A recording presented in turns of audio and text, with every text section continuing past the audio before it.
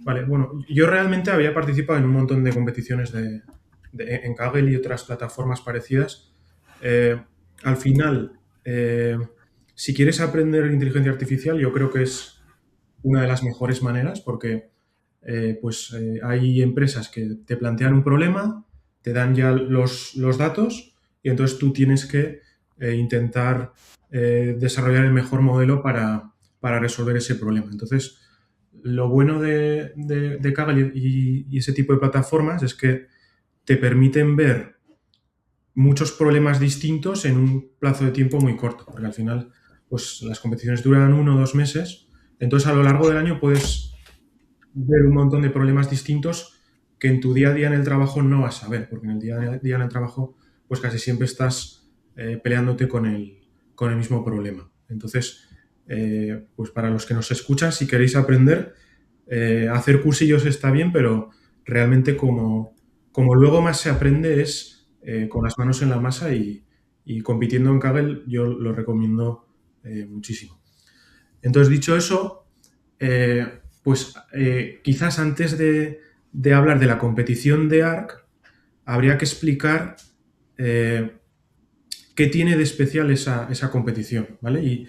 Y realmente, aunque la competición fue en el año 2024, ese conjunto de datos, esa prueba de inteligencia que es ARC, llevaba existiendo creo que desde el 2019, ¿vale? Entonces, eh, lo interesante de ARC es que bajo mi punto de vista es la única prueba que tenemos a día de hoy que intenta medir la inteligencia de los modelos, de la inteligencia artificial.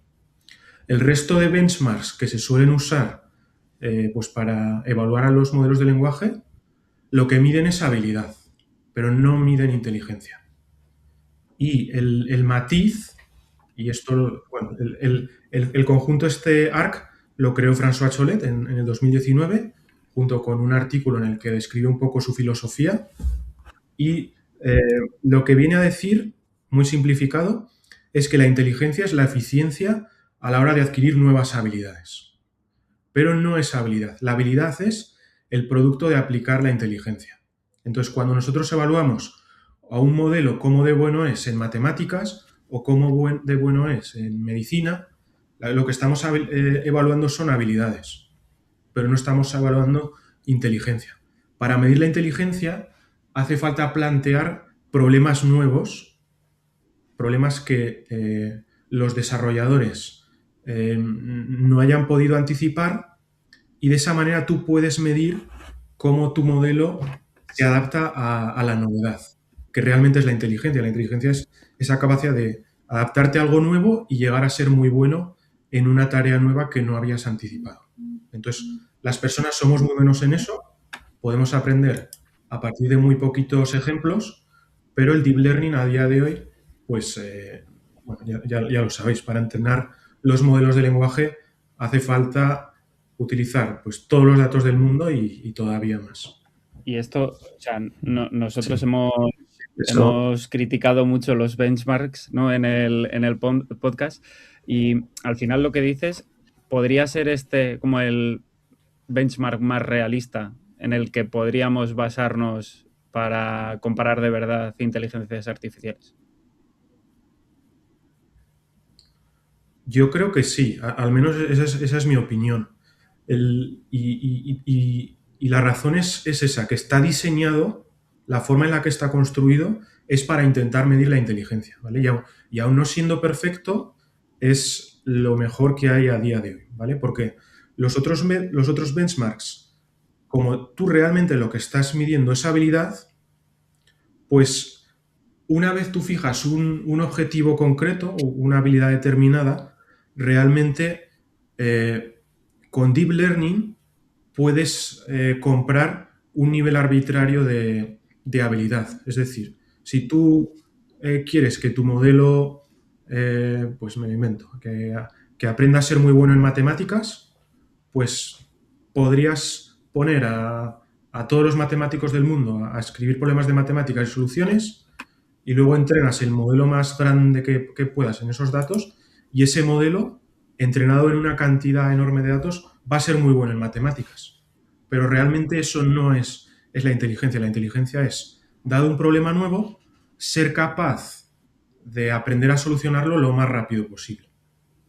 Entonces, ARC está diseñado en esa dirección. Al final es un conjunto de pruebas visuales en los cuales tenemos imágenes de entrada e imágenes de salida y hay que aprender cuál es la transformación entre esas dos imágenes. Entonces, lo especial de ARC es que las pruebas con las que te evalúan son secretas y solo tienen acceso a ellas pues, François Cholet, su creador, y la gente de la fundación de ARC.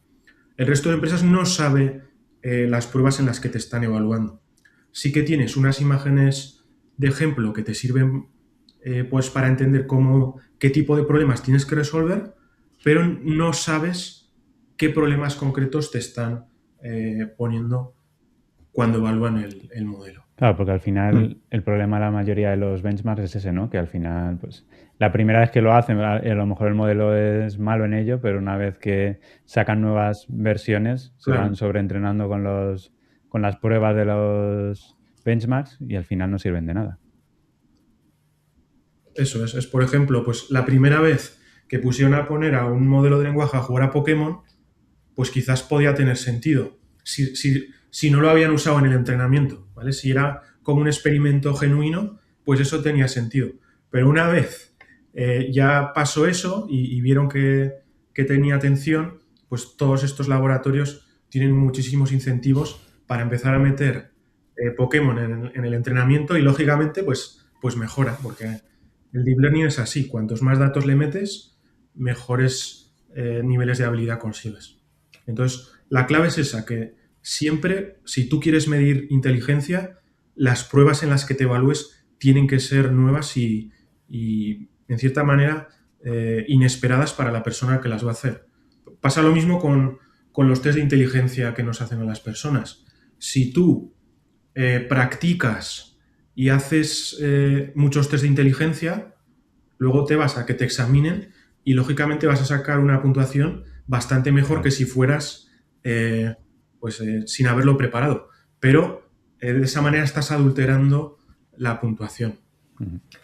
Y de hecho, lo que decís de que las empresas no tienen acceso, al final indirectamente sí tienen acceso a través de la API, porque estas empresas hacen a través de una API y al final pueden hacer una especie de fine-tuning, que es un poco lo que Kaggle intenta evitar, limitando el número de accesos al día, etcétera. Y para contrarrestar esto, dentro de poco va a salir una nueva versión del dataset, ¿no?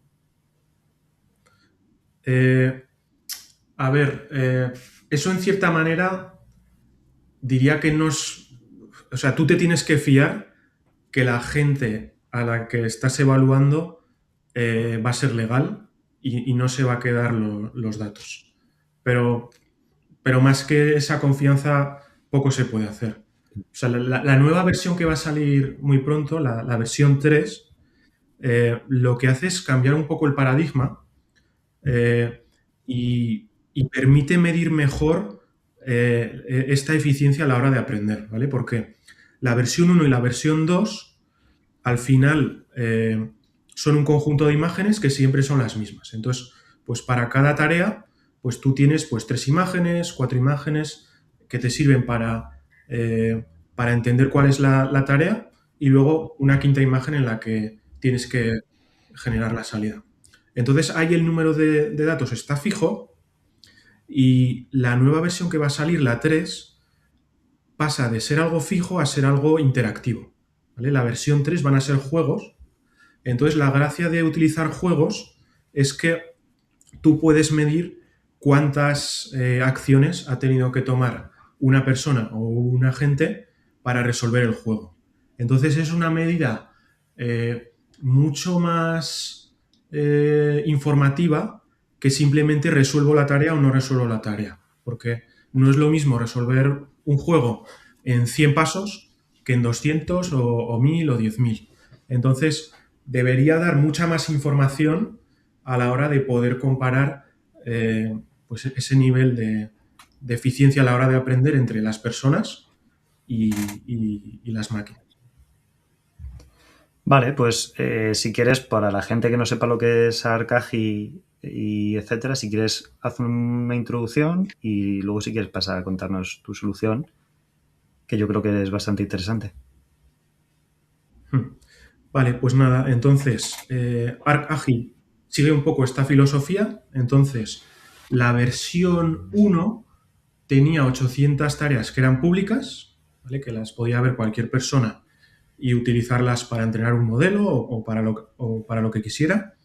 Y luego tenía otras 100 tareas que eran completamente secretas, distintas a cualquier tarea pública, ¿vale? Entonces, todas estas tareas, para resolverlas, requieren unos conocimientos a priori que son muy básicos, pues del estilo de tener una noción de objeto, movimientos, rotaciones, cambios de color, o sea, cosas muy, muy sencillas, de tal manera de que un niño debería ser capaz de poder resolver las tareas o al menos entenderlas de una forma intuitiva, ¿vale? No hace falta ser un doctorado en matemáticas para resolver ARC, ¿vale? La filosofía es que cualquier persona las puede resolver y de hecho cuando hicieron la versión 2, que es un poquito una vuelta de tuerca a la versión 1, pero la filosofía es exactamente la misma, se hicieron evaluaciones con gente común y se vio que todas las tareas eran perfectamente resolubles, ¿vale? Entonces, en la primera edición, que eso fue en 2024, cuando comenzó, había un equipo que estaba liderando muy claramente la competición y ellos habían hecho una entrevista en la cual no daban muchos detalles, pero sí que comentaban que estaban utilizando una técnica que es el test time training. Y yo en aquella competición, básicamente, pues lo que hice fue interpretar lo que estaban haciendo y tratar de replicar y conseguir resultados parecidos, ¿vale? Entonces, ¿qué es el test time training? Pues para explicar lo que es, yo creo que lo más fácil es contrastarlo con cómo funcionan los modelos de lenguaje a día de hoy, que lo que hacen es el in-context learning. Cuando nosotros queremos que haga una tarea, pues es bastante típico darle ejemplos de cómo queremos que haga esa tarea. Pues yo qué sé. Por poner un ejemplo tonto que no tiene mucho sentido, pero es el primero que se me ocurre. Pues con los primeros modelos de lenguaje, si tú querías que te tradujeran un texto pues del inglés al francés, pues era bastante típico que tú empezabas tu prompt poniéndole varios ejemplos de traducciones. Le ponías varias frases y enseñabas cómo se traducía y luego le ponías la frase que querías traducir y el modelo pues te la traducía, ¿vale? Entonces, los modelos de lenguaje son capaces de utilizar la información que tienen en el contexto para resolver tareas, pero siempre y cuando esas tareas o tareas muy parecidas las haya visto en el entrenamiento, ¿vale? Un modelo de lenguaje funciona bien o funciona mal para una tarea determinada, no tanto dependiendo de la dificultad, sino de cómo de familiar es esa tarea respecto a lo que ha visto en el entrenamiento. Entonces, a día de hoy sigue siendo el paradigma habitual que los modelos se entrenan una vez y se quedan congelados y nosotros cuando usamos ChatGPT ese modelo está congelado. Entonces, la única forma que tiene de adaptarse es el contexto que le damos nosotros en la pregunta, ¿vale? Pero, pues eso tiene muchos límites, ¿vale? Y si le estamos pidiendo una tarea que es completamente nueva, el modelo lo va a hacer casi siempre mal, ¿vale? Entonces, el test time training lo que intenta hacer es dejar de tener ese modelo congelado y permitirle que pueda aprender a partir de nuevos ejemplos en el test, cuando lo estamos utilizando nosotros, ¿vale?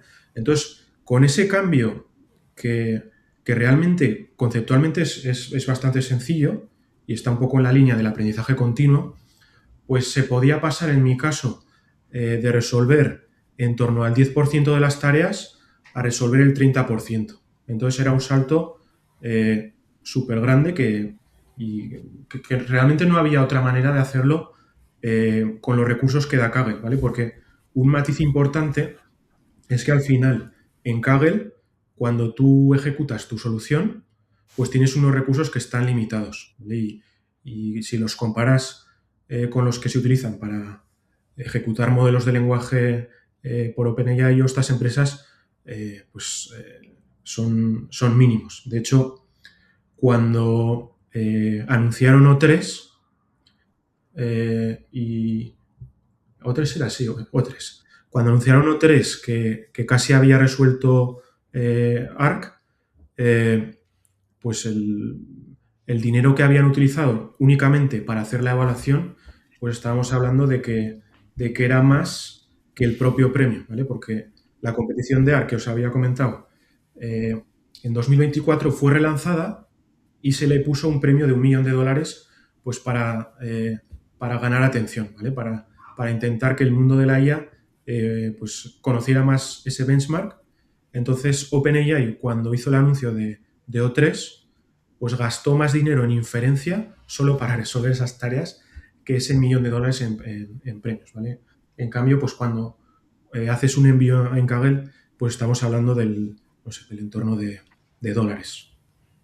Yo aquí quiero decir, que luego lo comentarás, la diferencia de O3, de lo que le costó a OpenAI y de lo que el modelo que utilizas tú, que es un modelo que era de 7 billones, ¿no? Sí, Claro. probé varios, 7, 3, Por eso, o sea, 0,5. los límites que te da Kaggle hace que tengas que utilizar un modelo de 7 billones para que tengas tiempo en hacer la inferencia frente a OpenAI, que utilizabas un modelo y gasta mucho dinero en la inferencia. Sí, sí. Entonces, pues realmente aquel primer año yo creo que las principales enseñanzas que, que, que obtuvimos fueron, uno, el test and training. Si tienes recursos limitados, es indispensable permitir que los modelos sigan aprendiendo para poder adaptarse a las novedades. Y la otra fue pues, los modelos de razonamiento, ¿vale? Ahí hubo un cambio de paradigma entre los modelos de lenguaje y los modelos de razonamiento, que en el benchmark que más claro se vio fue en Arc. En Arc pasamos pues de resolver los modelos de lenguaje en torno, pues no sé, pues yo creo que en aquellos tiempos estaban llegando como mucho al 20% de tareas, a O3 que yo creo que casi llegó al 90%, no recuerdo exactamente. Entonces, hubo ahí un salto cualitativo donde yo creo que mejor se vio fue en Arc. Y así un poco Sí. alto nivel, ¿cómo funciona esto del test time training? Porque, bueno, yo me imagino a lo mejor son pequeños fine-tunings o va por otro lado la... Sí, eso es. Sí, es exactamente eso. Entonces tú tienes tu modelo que ya está entrenado pues para una tarea parecida a la que quieres resolver, y luego cuando te llega un problema nuevo, en lugar de basarte únicamente pues, con la información de contexto, utilizas esa información para reentrenar ese modelo un poquito.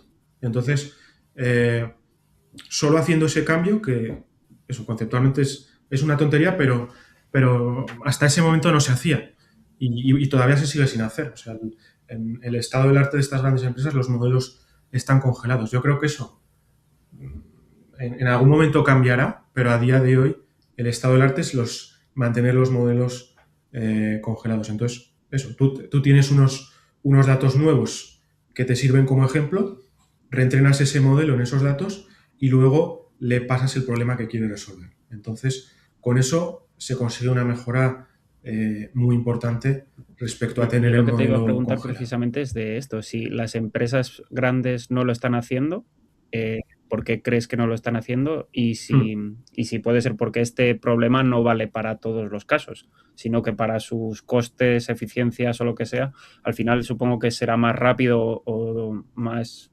acotado tener el modelo cerrado, como dices, ¿no? Hombre, es mucho más sencillo lo que hay a día de hoy. Habría que ver en qué casos de uso podría ser rentable utilizar esta técnica. La cosa es que si tú empiezas a permitir que los modelos aprendan continuamente, pues necesitarías tener al menos un modelo para cada persona que utiliza tu modelo de lenguaje, ¿vale? Que eso se puede hacer pues con técnicas como LoRa y así, que en vez de reentrenar el modelo entero, pues reentrenas una parte pequeñita, ¿vale? O sea, es factible, pero la complejidad aumenta mucho. Pues eso, para cada usuario necesitarías al menos uno y seguramente más. Seguramente, pues cada usuario pues tendría sus varios casos de uso y tú querrías que el modelo esté reentrenado para cada uno de tus casos de uso. Entonces, la complejidad aumenta mucho, pero yo creo que a futuro seguramente iremos en esa dirección. No sé cuándo, pero la ganancia es clarísima. Entonces, en algún momento pues ese compromiso entre coste y beneficio cambiará y yo creo que eso llegará. Yo ahí le veo el problema del tiempo, porque si tú más o menos en tiempo real tienes que hacer un fine-tuning de un modelo de 200 billones o de trillones de parámetros, aunque utilices LoRa, al final eso es muchísimo tiempo. No es lo mismo un modelo pequeño como lo que utilizabas tú que un modelo gigante. Sí, por eso. O sea, al final es un compromiso entre complejidad, tiempo, dinero. Por eso yo creo que es cuestión de tiempo. Al final, el cómputo va bajando siempre de precio a lo largo del tiempo. Entonces, en algún momento yo creo que con llegará. esto que dices y el boom que hemos visto, bueno, ya ha pasado bastante tiempo, pero desde que salió OpenCloud, ¿no? Que al final todos tenemos nuestro propio agente ahí pequeño.